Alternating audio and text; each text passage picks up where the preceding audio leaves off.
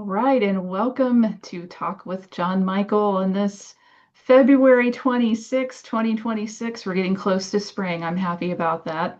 Again, I'm Becky with Zero Abuse Project. Very happy to welcome John Michael Lander and his amazing guests today, who I'm going to tell you a little bit about before I turn it over to them. So Bob Williams, the gentleman without the beard, even though both say it's Landon, it's the gentleman without the beard on your screen. Bob Williams is the founder and CEO of Ranch Hands Rescue. After suffering a stroke in 2007, Bob retired from Motorola. Following a year of rehabilitation, he founded a nonprofit organization dedicated to saving animals and helping people. In 2008, Ranch Hands Rescue was born, creating a sanctuary for farm animals with special needs. In 2010, the Ranch Hands Rescue Counseling Program launched, uniquely pairing abused and neglected animals with individuals through equine and animal assisted counseling to help those unresponsive to traditional therapy.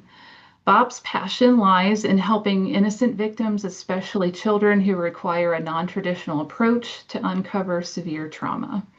He built a team of highly trained, trauma-certified counselors to support those suffering and without hope. The program fills a unique niche in mental health services, specializing in complex trauma cases, including victims of repeated abuse by multiple perpetrators and individuals not progressing in traditional treatment.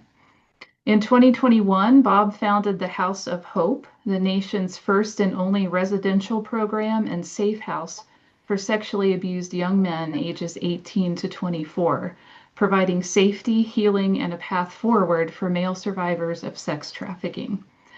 Bob's personal story of surviving rape, addiction, and homelessness and rebuilding his life fuels his passion and continues to drive the mission of Ranch Hands Rescue, The late actor and five-time Emmy Award winner Doris Roberts, oh, I love her, loved her, once said of Bob, he was one of the most incredible speakers I have ever heard. His journey needs to be heard by everyone who has struggled with sexual abuse, rape, or addiction. Landon Dickeson is an accomplished mental health professional with over a decade of experience in the field. He serves as the executive director for Ranch Hands Rescue and Bob's House of Hope. Landon has worked with thousands of trauma survivors, and this vast experience has driven his passion to create treatment programs for those with complex PTSD. Landon graduated from the University of North Texas with a Master of Science in Clinical Mental Health Counseling, after which he obtained state licensure as a licensed professional counselor. Landon has experience working with high-risk youth, dual diagnosis, suicide loss, sexual assault and abuse trauma, veteran trauma, and male victims of commercial sexual exploitation. He has been trained in crisis intervention, risk of harm assessment, EMDR, equine and animal assisted counseling, DBT, TBRI, TFCBT, a lot of letters there, psychological first aid, and more. Landon's passion for education led him to create several trainings to increase understanding of complex trauma, sex trafficking, and overlooked populations. His speaking engagements have included the JUST Conference, TNOYS Conference, DFPS Conference, Humanimal, I'm not sure if I'm saying that correctly, International Conference, numerous webinars, local events, and news stories. Landon also helped launch the first state and nationwide billboard campaign called #Boys2 to educate the public about the sex trafficking of males. After years of treating sexual abuse and trafficking victims, Landon helped create the first safe house program in the country for male victims of sex trafficking, Bob's House of Hope. What an amazing couple of all three of you men on the screen today. I'm so pleased to welcome all of you. And I will stop talking now because you all are not here to hear me and turn it over to my good friend, John Michael. Thank you, Becky. Well, wow, what an introduction. I just want to share a little bit real quick. When we talk about human trafficking in America, we often tell one story, but trafficking does not discriminate by gender, and boys and young men are often too left out of the national conversation.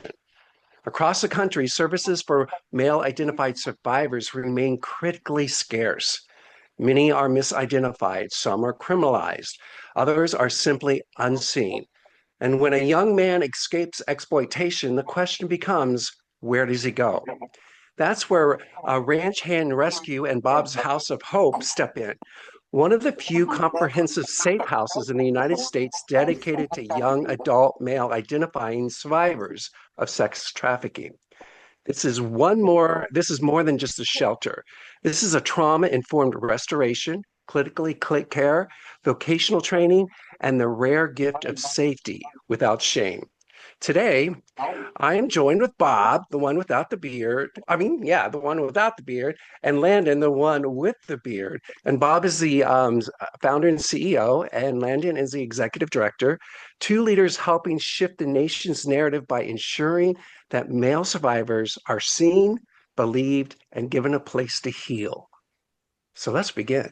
Are we ready? How are you guys doing? Good. How are you? Thanks I'm for great. having us. I'm so glad you guys are here. I've been looking forward to this. I couldn't sleep all night. So this is Well, so Excited exciting. too. Oh, good. So we're going to start. I'm going to start with Bob real quick. Bob, what personal moment made Ranch Hands Rescue not just an idea, but a calling? well, my background, I struggled and I was on the streets for 12 years. All right. So, for those that don't know, I was raped at 17. And in those days, there wasn't programs for boys.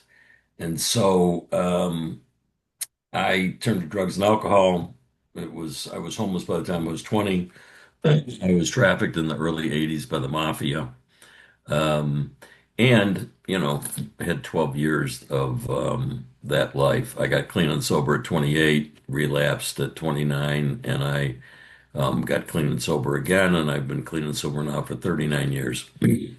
And I just had my 39th anniversary. And I tell everybody I'm one of the lucky ones because it was a miracle that I got hired by Motorola as a sales guy back when the cell phones were in briefcases. And it was a commission job. They gave you a little bit of money to eat, and that was it, And I became the number one sales guy in the country, and they promoted me to sales manager, and they put me back in school, and I had an incredible career. But I've had a lifetime of, working my AA and NA programs and having sponsees and trying to be a better person and counseling and, in and out of rehab and trauma work and so on and so forth. But in 2007, I had a stroke. And when I had my stroke, the first thing the neurosurgeon said to me was, what's your history of drug and alcohol abuse? Because they saw it on my brain. And I decided then that I was going to retire and I wanted to do something good with whatever time I had left, but I didn't know what it was going to be. I started saving animals by accident. And I was diagnosed with PTSD and high anxiety in 1997. And I noticed that those animals were um, like me, they were the throwaways. Nobody wanted them. When law enforcement would seize them for abuse and neglect, they would typically just euthanize them because they were either skin and bones, were because they hadn't been fed, or they'd been beaten with a broken leg or broken jaws, all kinds of issues. And I said, I want to save those animals because they're what I call the throwaways. They're like me. Nobody cared about me. There wasn't programs for boys back then. Nobody knew what to do. And you certainly didn't want to talk about it. All right. So at the end of the day, I discovered that there was a bond that was happening between me and the animals. But I didn't really understand it at the time. As I said, I was diagnosed with PTSD and anxiety in 1997. So Doris had a motto. Her motto was, I don't give in, I don't give up, I don't take no for an answer, and I never ever settle. We were friends for 25 years, and that always resonated with me that she was so persistent because, she used to compete against Betty White and Sophia Loren and the pretty girls, and, she didn't get the part. So she had this drive to always be better. And I wanted that for my whole career, and I wanted that when I started this. And so I started to research the power of animals and mental health therapy. And there's a tremendous amount of data about the power of animals and mental health therapy. We know about wounded warriors and horses, and we know about riding therapy and so on and so forth. But nobody's ever collected the data on the power of abused and neglected animals and mental health therapy. And I wanted to design a program that was focused on kids because I couldn't process what happened to me at 17. So I couldn't imagine an 8-year-old, a 10-year-old, a 12-year-old, a 15-year-old trying to deal with that rape and abuse that happens. And so I finally just found this counselor who was working with horses and kids that have been sexually abused. And I met with her and I told her my whole life story. And I said, I got this idea. And she said, well, Bob, it's not going to work. You have to have healthy animals. And I just kept, Doris was ringing in my ear, right? I mean, Doris and I talked every day.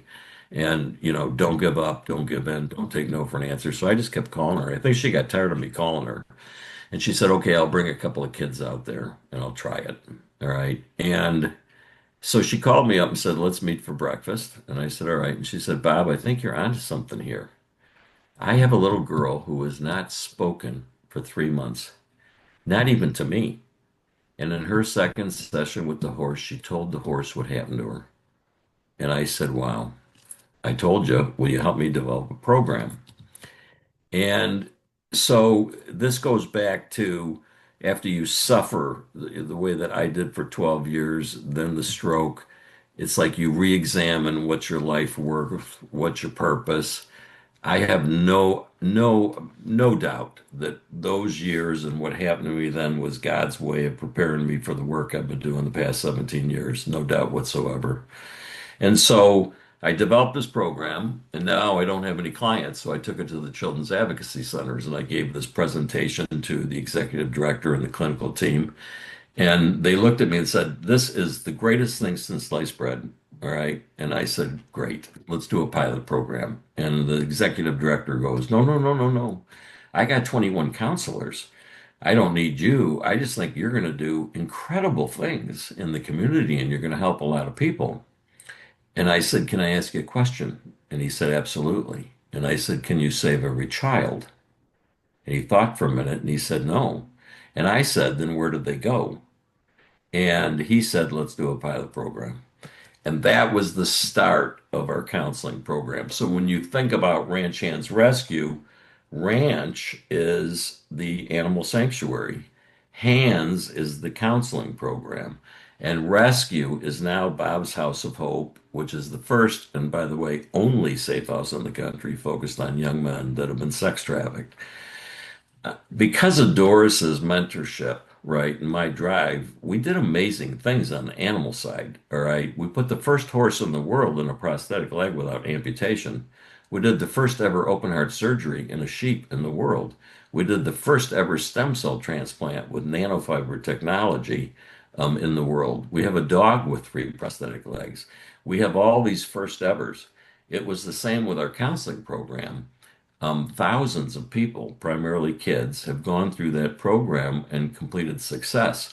So I built a very successful organization without even opening the safe house, and really never thought I was going to do that until I realized that there was no place for young men to go to. I mean, I knew that we had beds and I knew that there was counseling available, but there was not one restorative care house in the country.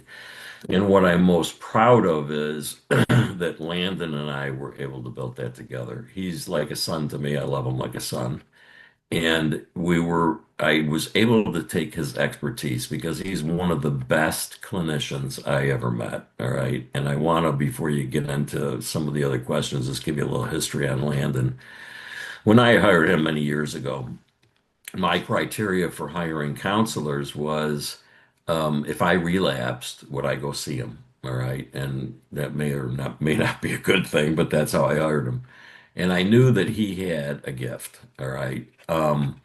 And I would watch him with teenagers and clients, and I would see that he was exceptional. All right. And we got really great at testing because one of the things that we learned was that it's okay to say that the child's sleeping through the night, that they're laughing more, things like that, but you have to have measurable data.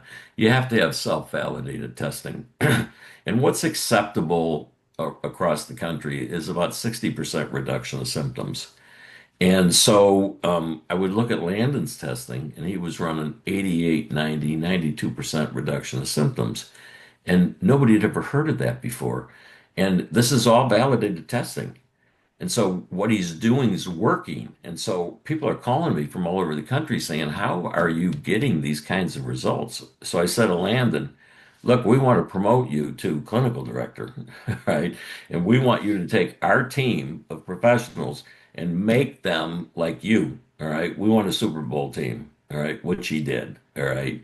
And exceeded everybody's expectations. So then we promoted him to executive director, where he not only exceeded my expectations every day, but the board of directors' expectations. And then we promoted him a year ago to chief operating officer, all right, where he's again exceeding all expectations. And so when I retire, he will take over as CEO.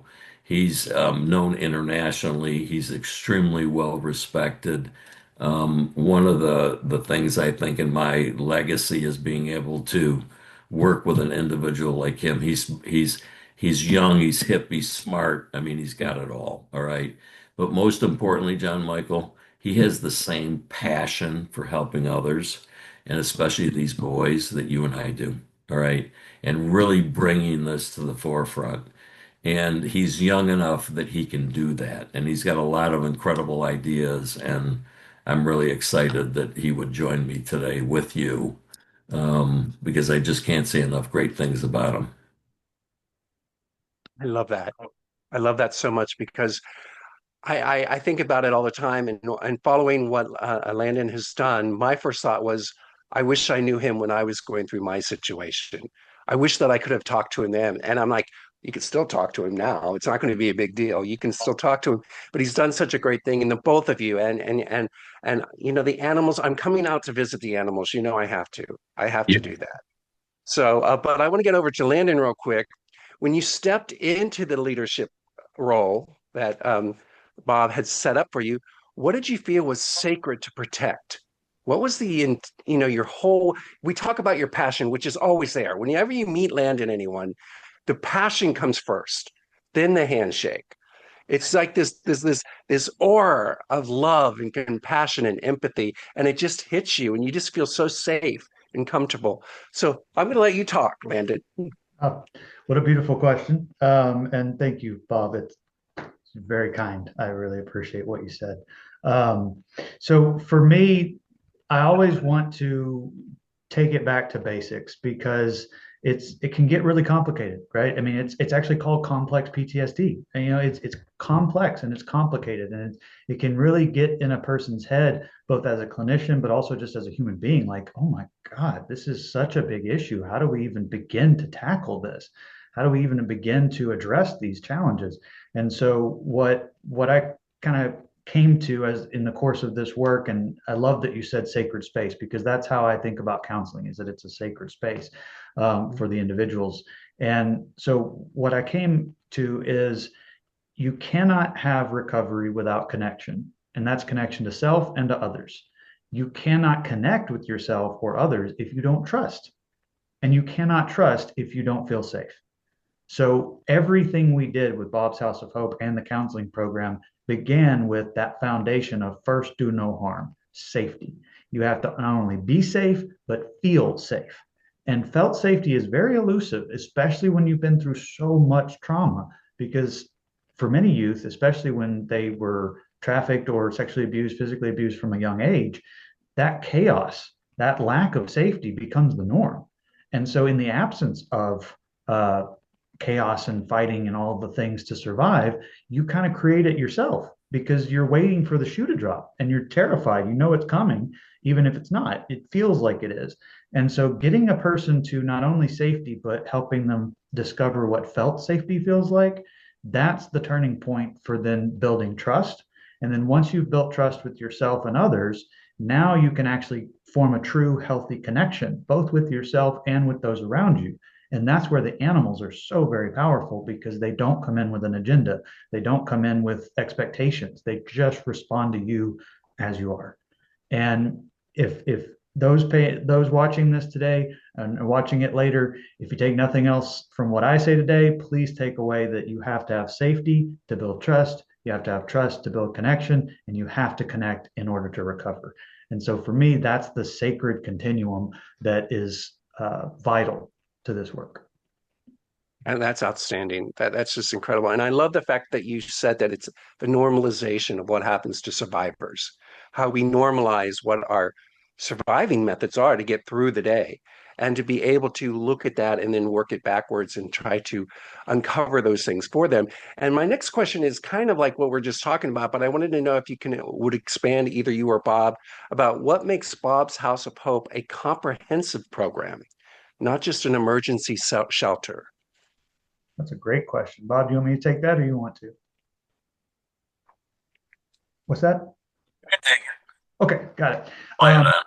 Sure, cool. So the way that we set this up, Bob and I, is, I came at it from the clinician perspective with a great deal of experience in different levels of care, and Bob came at it from the survivor perspective, as well as somebody who's been at different levels of care himself, and went to the Meadows, things like that. That, like, there's things that work and things that don't, right? So, like, let's collaborate and talk through that. And one of the biggest things that we came to is, you got to meet these kids where they're at, because if they have never had medical care, dental care, mentorship, which they haven't, then the only thing they've ever known to take away the physical, emotional, spiritual, mental pain of what they've experienced is drugs.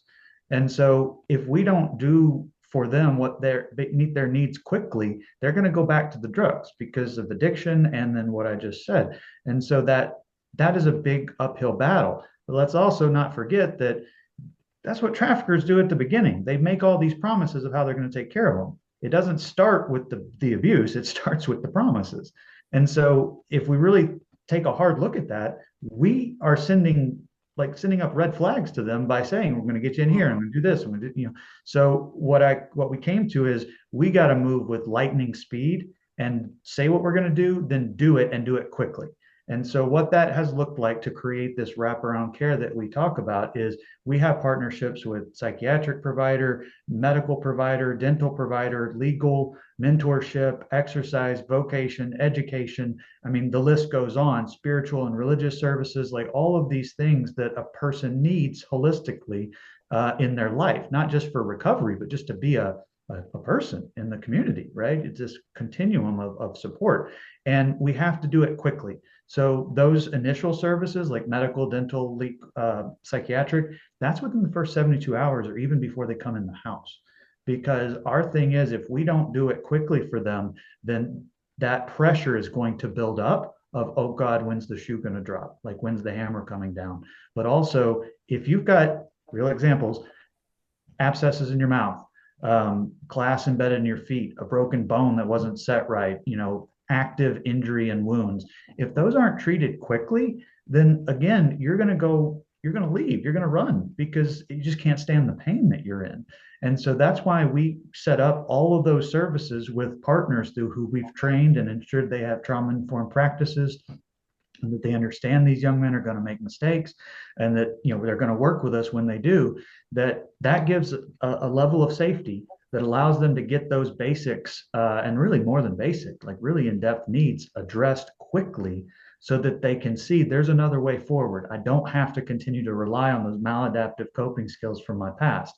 There's another way forward, and these people aren't here to hurt me. They actually are here to help, because look, they said they're going to do this, and then they did it, right? And that is how you build that safety, trust, connection piece that I was talking about, because you have to do repetition. Because if you think about it, it was a lot of bad repetition that got them to the point that they're in. So it's going to take a lot of good repetition to change that neural pathway in the brain. And so that's why we have to bring all those services to bear, and then do so, as I said, quickly and efficiently, in order to address their needs. Bob, what would you add to that? Uh-oh, Bob, we can't hear you now. Thing down. There we go. There you are. Now we can hear you. Is that better? Yes. Landon said I was getting a little echo, so let me turn this up a little bit. If I go back to the 12 years that I struggled, you know, you don't see any hope. I was on the streets. They'd take me into these blind pigs. They'd pass me around. If you didn't do what you were told, they'd put a gun to your head and tell you that if you don't, we're gonna blow your brains out.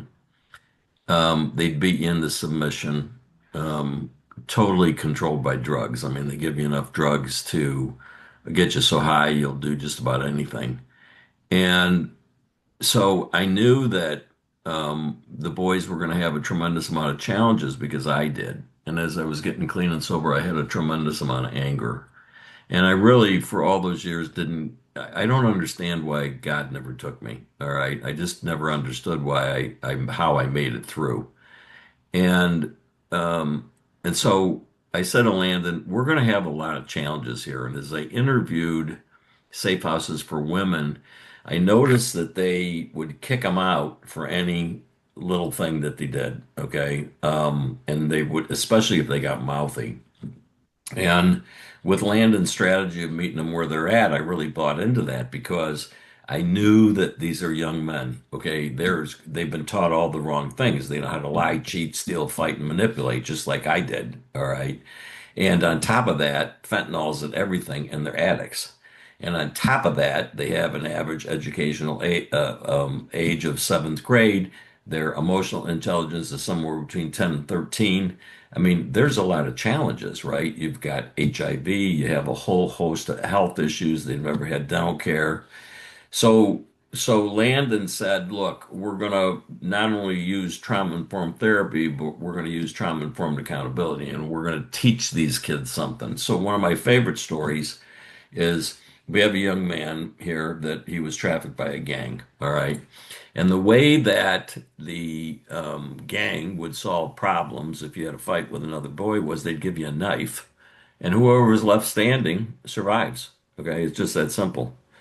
And he had was having a bad day in counseling, and he went into only 18 years old, by the way, goes into his bedroom and he punches a hole through the wall. So they call Landon, and Landon goes in and he talks to him about anger, and he talks to him about how to control that rage, and he's working with him because he'd only been here a couple of months, and he had just turned 18, by the way. And the boy starts crying because nobody's ever given him any structure. Nobody's ever taught him anything. He's starting to feel that safety and that trust that Landon talks about, and so he goes, "Are you going to kick me out?" And Landon looks at him and says, "No, I'm not going to kick you out, but I am going to teach you drywall repair, and you're going to repair that hole, and you're going to paint the wall." And that's what we're talking about with trauma-informed accountability. And then just trying to move the needle with these kids to teach them the difference between right and wrong. There's real goodness in them, real goodness, all right? They act out because they've been hurt. And so anger and being mouthy and all the rest of these challenges, they're going to push your buttons because that's what they had to do to survive. I did the same thing. I did a lot of self-sabotage. All right. No, we didn't know any better. All right. And so at the end of the day, that's the whole focus of the program. I will tell you that sometimes our best isn't good enough. It doesn't matter what we do. But we certainly are going to try. All right. And we save a lot more than what we lose. Right. So we don't see runners with these boys, which is really unusual because the average woman runs 8 to 9 times from a safe house. And we don't see that with boys, not at all. So there's a tremendous amount of hope here. And I hope that that kind of answers the question from my end. Incredibly well. And, knowing you, Bob, and being with you and spending time with you, you talk about that anger that you have, and you are the biggest love bug in the world. I'm telling you, hugging you and everything is just incredible. I want to say, I just want to point out that, Landon, you also talked about, and you did too, Bob, meeting them where they are at. Each one is different. And that to me is music to my ears. And to do it quickly. Tell them what you're going to do and then do it so that they see it. They're not waiting around for it, because when we wait around, that's when we start to get freaky. You know, the anger, the fear, the confusion that you were talking about is so real. And in my case, I was never what you went through or these young men went through. Mine was on a completely different level where the drugs wasn't there. It was something else. And so it's really interesting that we are not treated as humans. And that's what we feel. We're not human. We're an object that they're just passing around. And I just want to make sure, how do you address the layered traumas of exploitation, masculinity expectations, and identity, and what the society is putting on these young men to be men? Well, Landon's got a well-oiled program. Go ahead, Landon. Sure, I can take that on. So that is a amazing and very layered question, John Michael. I mean, I really Yeah. appreciate you raising it because you're right. That's a tough one. As Bob mentioned, I've made numerous international contacts at this point, and this is one of the major conversations that we have is, how does the perception of masculinity across all these different cultures, how is it similar? How is it different? And what's been fascinating to learn is that some of these core themes and the question that you're asking is consistent across cultures. Very, very different cultures. I mean, you got US, Thailand, Hungary, South Africa, like all these different areas where these things are happening, and yet this is a very common theme. What you're talking about, and so that's a big challenge to try to address and to understand and to unpack. Because I mean, we've had guys that they've been here for 6 months before they're able to go, yeah, I was a victim of trafficking, before they recognize it and internalize it. And numerous studies have demonstrated that males are much less likely to come forward or to self-identify compared to females. So you've got just layer upon layer of challenge and confusion that comes up. So what I try to do is, like I said, take it back to basics and start with that safety piece. Because if we don't build that foundation first, then everything's going to crumble as it gets more complicated and more challenging. And so something I definitely learned from Bob is, yes, we build the safety. Yes, we provide the coping skills and the things to learn how to do better as you move through life, but also we have to find a way to get to the root of the trauma. And what I have found in my work with young men who have been sexually abused is that it is very often that they did something in the course of being trafficked or being abused to somebody else that is the last holdout. So we will do all this deep trauma work about what happened to them, and they'll make all this progress, and then it'll go right back down. And we're like, okay, what was missing? It's the guilt and the shame that they carry for what they did just because they had to survive. Like the example that Bob gave with the knife fight and stuff. It's what they did to survive that they were forced to do. And I can explain to people all day long the difference between a choice and a forced choice.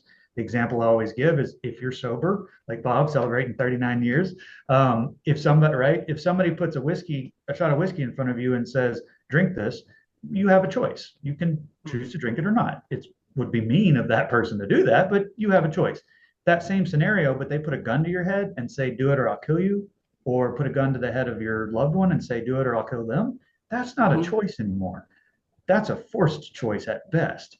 And so a lot of these young men, that's been their reality, that kind of forced choice. And it's what they were forced to do to somebody else in the course of that trafficking that is the last holdout in the trauma work and therapy.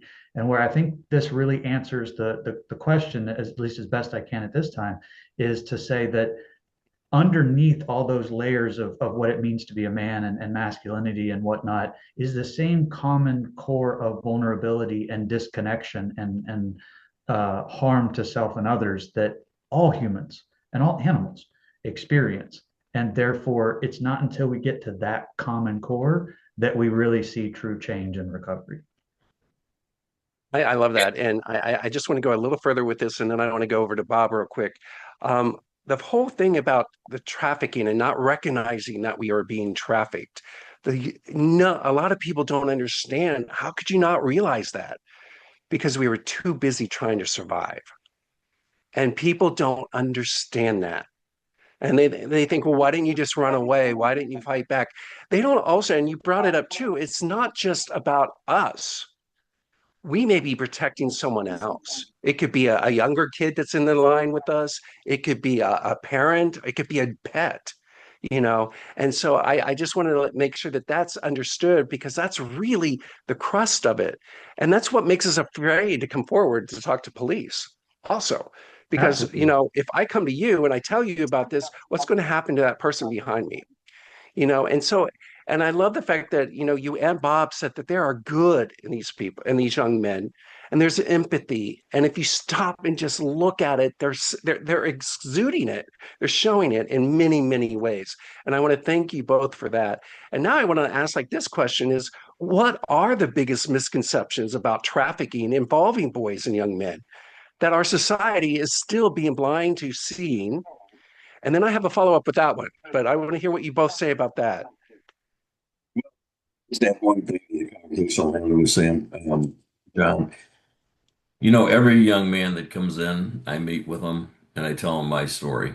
All right. And already got their screenings and I know everything about them prior to meeting with them. But I think it's important for me to meet with them and tell them my story and to offer them some hope and show them that, if a person like me can get through this, so can they. And in every case, okay, they break down crying. And and that is one of the most hardest things for me because in every case when I look at these boys, it takes me back to all those years ago, all right, of the things that happened to me.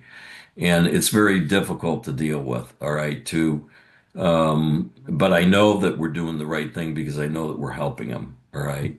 And then I tell them that I want them to hold their head high, and I don't care how they identify or whatever their situation is, that I am going to teach them how to be a survivor and not a victim.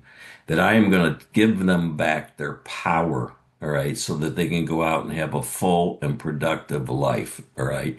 And that if they meet this team halfway, that all those things will happen for them, but that it's not going to be easy. There's a lot of pain involved because we got to peel back that onion and we got to get to the root of that trauma. And so I'm asking you to just do the work. And there's going to be good days and there's going to be bad days. But when you fall, we are here to pick you up. And I learned that from Landon, by the way, because that's been his whole thing since the beginning of designing this house is they are going to fall and we're going to be there to pick them up. And so I tell that to each one of them. And did you want to add anything to that? Because that was beautiful. Oh, well, thank I would you. just say I agree. I would actually say, funny enough, I learned that from Bob. So I guess we learned from each other because that's what he did for me. You know, he said I was a flower waiting to blossom, and like he showed me that there's a difference between that. He helped me understand at a core level the distinction between um, being a failure and failing. You can fail and not be a failure, and that's a really important distinction and very hard to internalize. Right. But you know, Landon, I think also is that you two men, and I'm going to use that as, you know, men, are showing these young men love. And it's an unconditional love that we don't understand. And I throw myself in there with the young guys right now, not that I'm young, but of not understanding that. And when it's presented and demonstrated, at first there's, oh my God, I'm taking back steps because this can't be real. And then you show them that constantly. And you know, and with our government environment right now, a lot of young men are even refusing to look for help because they're so afraid of what's going to happen.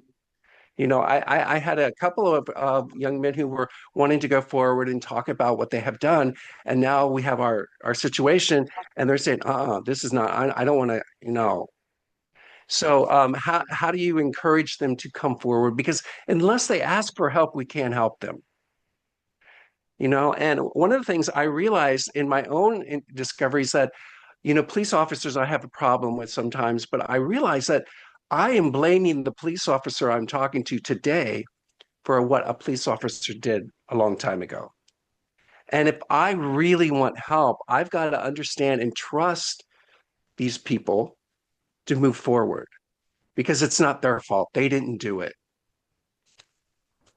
Well, when I tell each one of these boys that it is critical that we teach them how to have healthy boundaries and how to love with healthy boundaries. Okay. And I also tell them that I'm going to keep them safe, and that is very important. All right, that that their voice matters, that they matters, and if anybody says anything to them that's inappropriate, or anybody tried to touch them, whatever the case is, they have got to report it.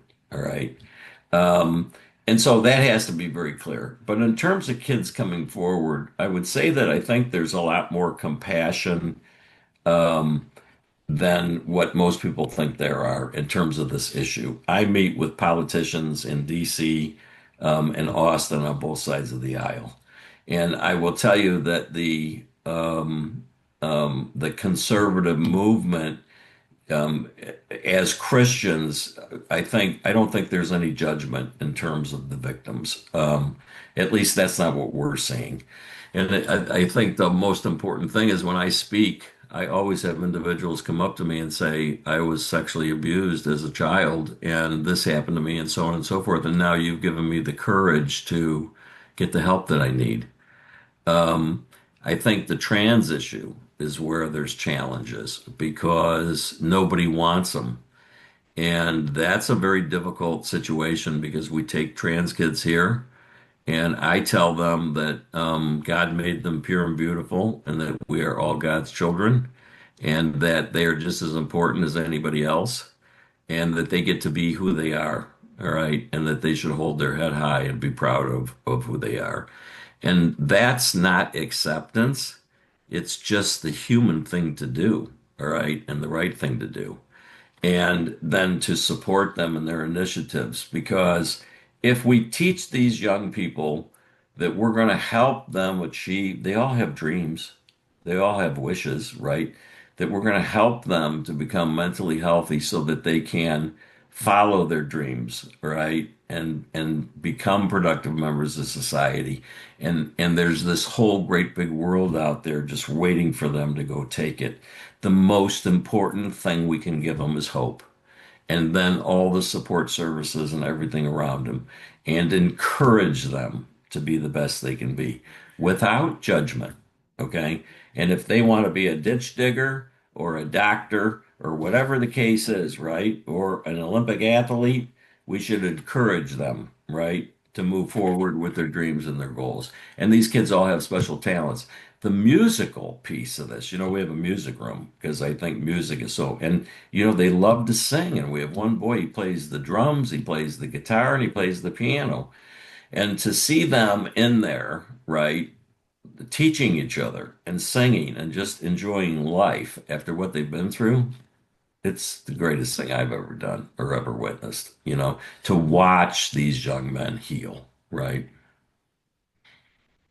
Oh man, I just want to hug both of you because you're saying things that are so, so true. And it's a miracle what you're doing, really. It's a Um, miracle. And you're changing these young men's lives. you're very And kind. they are blessed to have that. And okay, here's a question.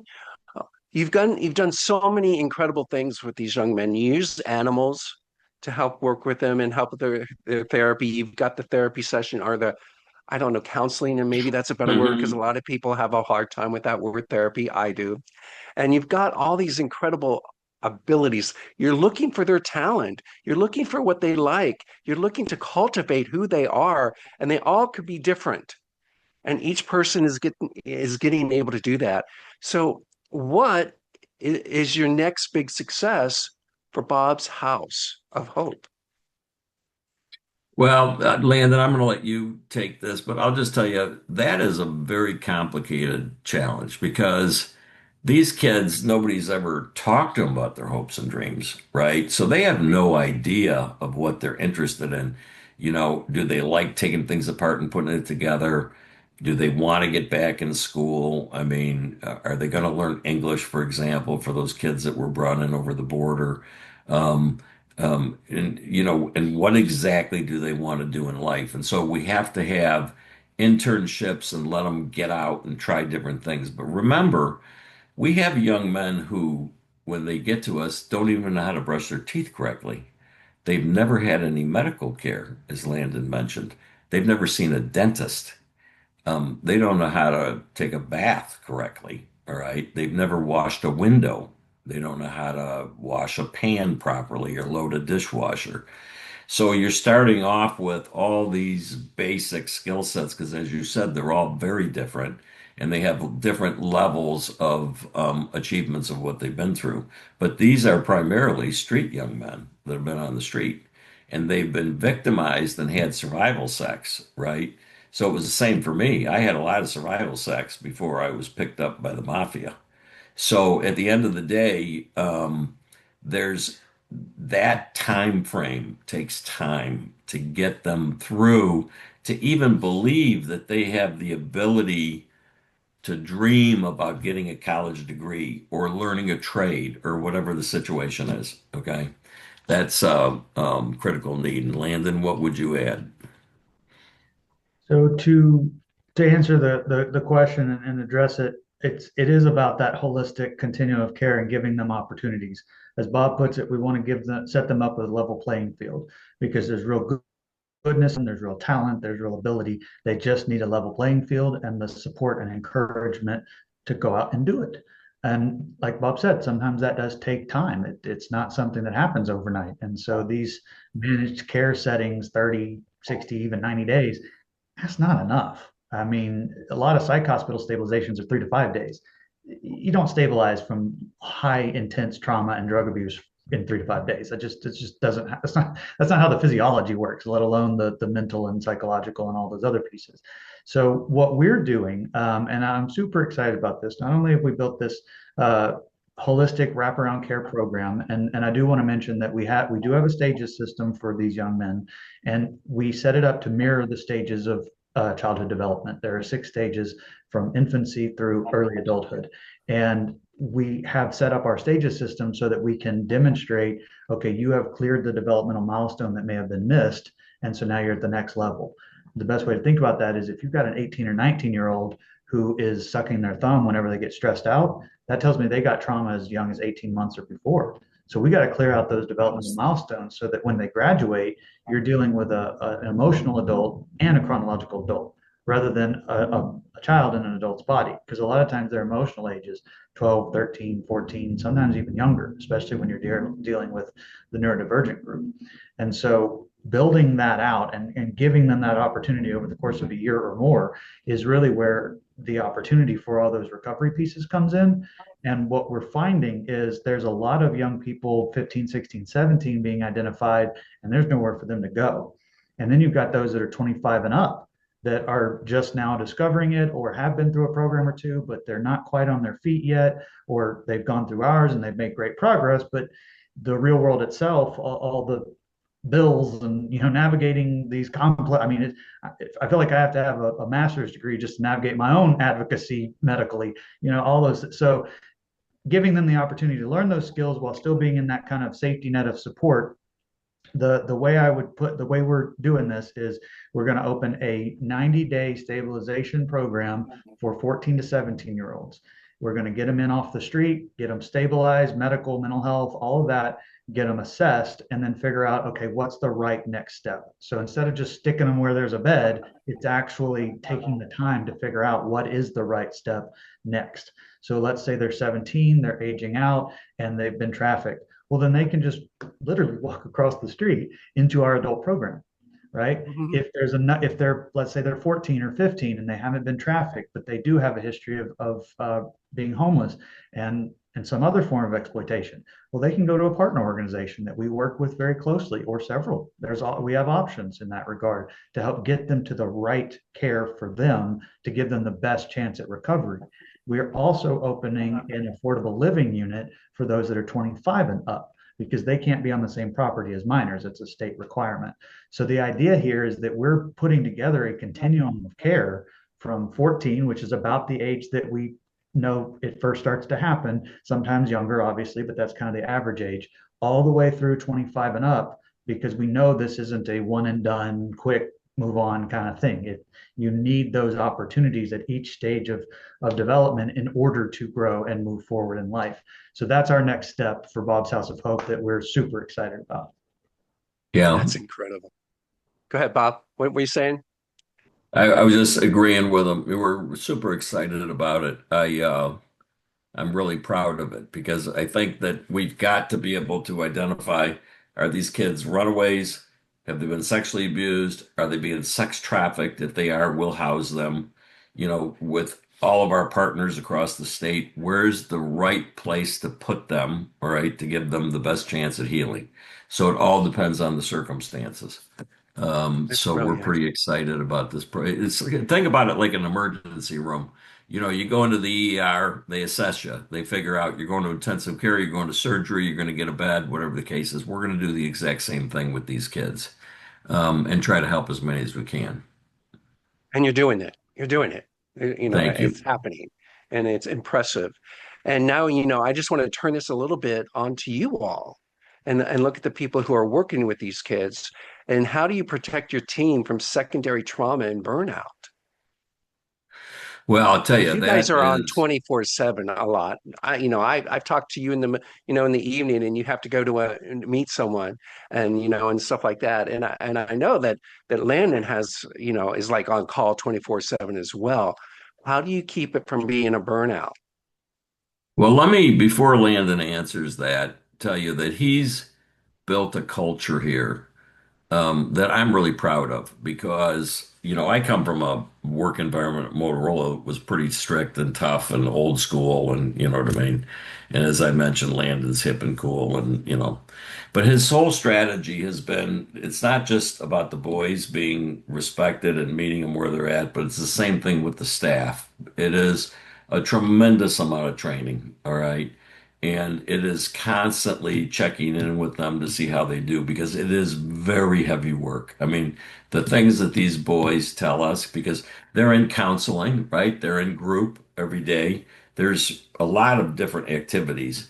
And the thing that keeps me up at night is staff burnout, right? And what are we doing to take care of our? But I come into work and the staff says to me, I love my job. I love coming to work, right? You don't hear that, all right? That's due to the culture that Landon's built because every single one of them are just as important as anybody else. And I think that, Landon, I'll let you expand on your strategy, but I think that that's where it starts. People have to feel valued and know that they're empowered and that they're making a difference. Well, that's a tough act to follow. Very well said, right? Like, I don't know what to add. So what I would say though is that what I got wrong is that I started from the position, especially as a service provider, that it's survivor first, client first, 100%. And what I realized that I had to shift my thinking is yes, and it's 100% my employees as well. So my focus for support and resources and guidance and all of those things has to be 100% the residents and 100% the staff. It can't be one over the other 50-50. No, it's 100. And so what we really do is we have this culture that Bob talks about, which starts with a code of ethics that I put together. I spent years studying philosophy just out of my own interest, and then it just kind of hit me one day. Why did I do all that studying if I'm not going to use it? Like, so let's put it into action, right? And so that has been a game changer in terms of the culture and the way that everybody works together and supports one another. And if there's ever a bad actor, because Bob will tell you, and I know perpetrators infiltrate. They will infiltrate and try to infiltrate at all levels across all different provisions of services, and anywhere there's kids or victims, that's going to happen. And so they get that gets weeded out very quickly with the culture we have, the vibe, if you will. Like, we can feel it. All of us can feel it quickly when somebody is not, following things and doing things the way they're supposed to. So even before something bad happens, that gut feeling is respected and appreciated. And so we catch things before it can even get to that point, which is just phenomenal for me, because it's something that we always think about. but also for all of these quality and wonderful individuals who care deeply about this work. We're helping them with if they need connection to counseling. Let's do it. We do a staff processing group.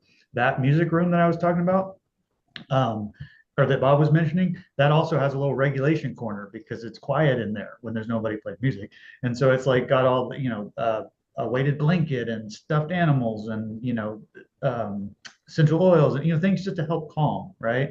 Everybody eats dinner together. The staff is part of eating breakfast and dinner together with the residents. They're, doing all these things joint, so when they go play soccer in the soccer field, staff's out there with them. Basketball staff's out there with them, right? Like they're walking alongside and teaching as well as supporting and then monitoring for safety. And then if staff themselves ever do get overwhelmed or stressed by it, it's our operations manager, Alyssa, talking to them, or our program director, Anna, or our residential therapist, Megan, or me, or Bob. Like we step in. It's not just we're over here doing administrative executive stuff. We're all direct care service providers. And that includes our staff. We take that very seriously, and to the extent that we're able, we're going to pay them what they're worth. We're going to give them, gas cards or gift cards, these things that are just going to try to help ease some of those life burdens that we know everybody faces right now, especially if you're in a rent situation, right? Rent has gone through the roof. So little things like that really add up to help support and take that stress and pressure off. And we also just we try very hard to check in with people when we can tell that something's off or that they're stressing or what have you. I mean, I went through my own stressful situation recently, and my team was like, "You okay?" And I told them what happened, which is new for me to open up like that. And they said, "Well, we care about you a little bit." I'm like, "Okay, fine." So like it's just beautiful. Like that's a wonderful thing to have that, and I think that starts at the top with Bob's leadership and mine, just to try to set that tone and expectation, and then having the staff buy into it and see the impact that it has. Because the last thing I'll say on that is, you guys know as well and better than I do that, excuse my French, but survivors can smell bullshit a mile away. They will pick up on it. If you are not genuine and you are not real, Yep. they're going to know immediately. And so that's the other piece of that vibe, if you will, and that culture set, is that that's how you create felt safety. It's not just a sham. It's not just doing your job. It's like, no, this matters to me. I'm here for more than a job. And I think that's where that goes, in terms of answering your question. It's fantastic. My belief, John Michael, is that we should all be taking care of each other. And so Yes. it's not just taking care of those in our care, but it's also the staff. Because I think I mentioned earlier, we learned this because of how difficult this was on me as we heard the boys' stories. I mean, there's a lot of flashbacks and triggers and, things like that. And when I look into their eyes and see that pain, it's the same pain and the same struggle that I had for so many years. And so, but if you don't have a strong team and a strong team of people that have the same passion that you do for helping others, you're going to fail. And so we've got to make sure that not only we build that team, but we continue that educational piece, the training piece, working with them on the self-care, checking in with them regularly and making sure that they're okay, and investing in them, all right, to let them know that they matter as much as the boys do. Because we can't do it without them, all right? We need a Right. strong team. Yeah, And just thinking, I just imagine, working with the kids, your staff is also there getting the energy from the kids. Not only are the staff helping the kids, but all of a sudden it comes back around and they're helping the staff as well. absolutely. It's a full circle thing, and that's the beauty of this whole thing. We don't have much time left, but I have to ask a couple more questions. And one is, how can people help Ranch Hands Rescue and Bob's House of Hope? How can we help you guys? Oh, I'll take that. So look, for survivors, we're always here. You can email us. You can email us at Landon at ranchhandrescue.org or Bob at ranchhandsrescue.org. I apologize. Or you can call us at 940-240-0500. We'll always help anybody we can. But the most important thing we need is financial donations. This is an expensive proposition when you have 24-hour care. And the biggest challenge that we have with funding and grants is people say, well, why aren't you taking care of 200 boys? All right. It costs about $8,000 a month just to take care of one boy. So you can imagine, all right, what the overhead is and our payroll is. All right. We're completely debt free. We don't owe a nickel. We do independent audits, right, that are required for our grant partners. We're audited by the state. We're audited by the federal government. Fiscal responsibility is important to me, and we are completely debt free. We don't owe a nickel. So the financial piece, when we can get monthly donors, when people can open doors to us, to those philanthropic people that want to support us, tell us about new grants, donate via our website at ranchhandsrescue.org. That's all huge for us. Or become a volunteer. We also need ambassadors. We want to put ambassadors in the top 15 major cities around the country. People that can go out and talk about the human trafficking of boys and young men, that can spread that word in the local communities. And that's a huge initiative for me. So we need more people like you, John Michael Lander, Mm. and myself and Landon that can help us in these major cities around the country. And then hopefully they'll want to support our mission, vision, and work. I love it. I love it. One last question. If you can say one thing to a survivor or a donor, what would you say to them right now? Is that to me? Either one of you. You can go right ahead, Bob, and then we'll go to Landon. I would say don't give up. Reach out because you matter, your life matters, and there's a lot of hope. All right. We know so much more today than what we knew before. Do not let the stigma, shame, and guilt, any of this matter, what you've been told, because there's a lot of hope and there's a lot of help available. And if we work together, we can lift that shame and guilt. We can give you the hope that you need, and you can have a full and productive life. And as I mentioned, if you need anybody to talk to, you can reach out to us at any time, but never, ever give up. All right. And you do not have to suffer in silence because there's a lot of us, all right, that are survivors, and we're not victims anymore. Amen on that one. Yeah, Landon, do you want to beautiful. add anything to that? It was beautifully said. And Oh, what yeah. Bob said at the end is what I was going to say is just know you're not alone. I know it very much feels that way and like there's no options, there's no hope, but you're not alone. And there are people who genuinely care and want to help without expecting something in return from you. Because I know that's also a large expectation. It's like what do you want for that? You know, and nothing. We just want to see you happy and healthy. And so you're not alone. And same for donors. Like this feels too big. You know, I've heard that from a lot of people. They start learning about this and then it's like, whoa, okay, that's too big for me. How am I supposed to help? How am I supposed to be a part of something like that? And what I just tell people is like, look, it just takes one person because our focus is one person at a time, work ourselves out of a job. If we can support one person at a time and help them get through this and make their journey of recovery and be productive members of society and meet their goals, like that's it. Obviously we hope to help hundreds, thousands, because the need is so great, but for anybody out there that's listening and that wants to help, just know, just one at a time, right? Like just take it one person at a time, and change actually really starts with yourself. So look at yourself, do that personal growth work, and then see where you're led to be plugged in. Thank you so much. I want to give you both a big virtual hug. I wish we had more time to talk because we could talk about so many things. And I'm Yeah. so honored that you're here and that you took the time out of your busy schedules to be a part of this. And so now I need to pass it back to Becky, and she's going to close this out. So thank you guys. Thank John you. Michael, I love you. Thank you for I love having you too, us. man. Thank you. And you too, Landon. I love you too. Thank you. I love you guys as well. Thank you. So I'm much love gonna in the room. And we love you, Right. Becky. I'm gonna That's join the right. love fest and say I love you all too. Yes, we do. Hey, I just, yeah, I often tell John Michael it's such an honor to do this because I just get to like facilitate bringing people into this online space, and then I get to sit back and absorb the wisdom and the compassion and the talent and just the amazing things that are happening, like everybody else is watching. So thank you both so much for being here and for everything that you do. I'm going to stop